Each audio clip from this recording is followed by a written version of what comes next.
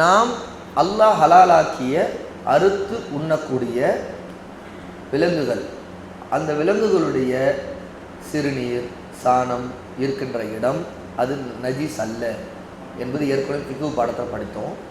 அப்போ ஆட்டு தொழுவத்தில் ரசூல் ஸல்லல்லாஹு அலைஹி வஸல்லம் தொழுதுருக்கிறாங்கிற ஹதீஸை மஸ்ஜித் நபி கட்டுவதற்கு முன் வரை ரசூல் ஸல்லல்லாஹு ஆட்டு தொழுவத்தில் தொழுதாங்கன்ட்டு ஹதீஸ் வந்துருக்கு, புகாரிலேயோ முஸ்லீம்லேயோ இருக்குது. அப்போது அந்த ஆதாரத்தின் அடிப்படையில் உலமாக்கள் அல்லாஹ் ஹலாலாக்கி நாம் அறுத்து உண்ணக்கூடிய விலங்குகளுடைய சிறுநீரோ மலமோ இருந்தால் அந்த இடத்தை நம்ம அசுத்தமாக கருத மாட்டோம் அப்படின்னு சொல்லியிருக்கிறாங்க.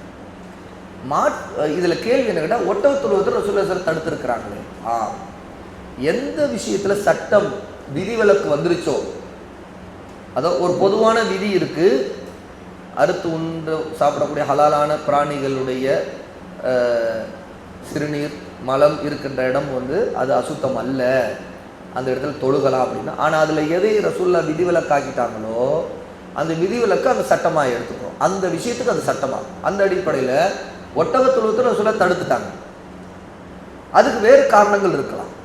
அதைத்தான் இமாம் இப்னு தைமிய்யா ரஹிமஹுல்லாஹ் போன்ற உலமாக்கள் அது ஷைத்தான்கள் குடியிருக்கிற இடம் அப்படி, ஒட்டக தொழுவத்தை ஷைத்தான் குடியிருப்பாங்க, அதுக்கு நிறைய ஃபிக்ஹ் ரீதியான ஆதாரங்களை கொண்டு இது ஒரு தனி விவரமாகவே உலமாக்கள் பேசியிருக்காங்க. அதை இப்னு தைமிய்யா ஒட்டக கறி சாப்பிட்டால் ஒது முறிந்து விடுங்கிற ஹதீஸ் வந்திருக்கு. அப்போ அதையும் இதையும் இணைத்து சொல்கிறாங்க. ஏன் ஒது முறிந்து விடும், ஒட்டக கறிக்கு மட்டும் ஏன் இந்த சட்டம், ஒட்டக தொழுவத்தில் மட்டும் தொழக்கூடாது ஏன் இந்த சட்டம், அப்படி ஒரு கேள்வி வருது பார்த்தீங்களா. ஒட்டகத்துக்கு மட்டும் இந்த தனி சட்டம், ஏன்னா ஒட்டகத்தின் இறைச்சி, அந்த இறைச்சியும் அதோடு அது வாழக்கூடிய இடமும் ஷைத்தான் அதிகம் குடியிருக்கக்கூடிய இடமாக, ஷைத்தானுக்கு வசதியான இடமாக இருக்கான். ஆகவே ஒட்டக இறைச்சி சாப்பிட்டா ஒது முடிஞ்சிடும் அப்படின்ட்டு, ஏன்னா ஒட்டகத்துடைய இறைச்சி அந்த தன்மையோடு சேர்ந்தது. ஆகவே ஒட்டகை சாப்பிட்டா ஒது முடிஞ்சிடும், ஆகவே நீங்கள் திரும்ப ஒது செய்யணும் அப்படின்னு ஹதீஸின் மூலமாக ரசூலுல்லாஹ் உணர்த்திருக்கிறாங்க அப்படின்னு விளக்கியிருக்கிறாங்க. அதே மாதிரி தான் அதோடு இணைச்சி தான் இதையும் சொல்கிறாங்க. எப்படி ஒட்டக தொழுவத்தில் ரசூலுல்லாஹ் தொழுவதை தடுத்திருக்கிறாங்க, ஏன்னா அது ஷைத்தான் கூடியிருக்கிற இடம் அப்படின்னு. அப்போது எதில் மார்க்கம் கூடுதல் விளக்கத்தை கொடுத்துருச்சோ அதில் அந்த சட்டத்தை நம்ம எடுத்துக்கொள்வோம். அதுதான் இதில் காரணம்.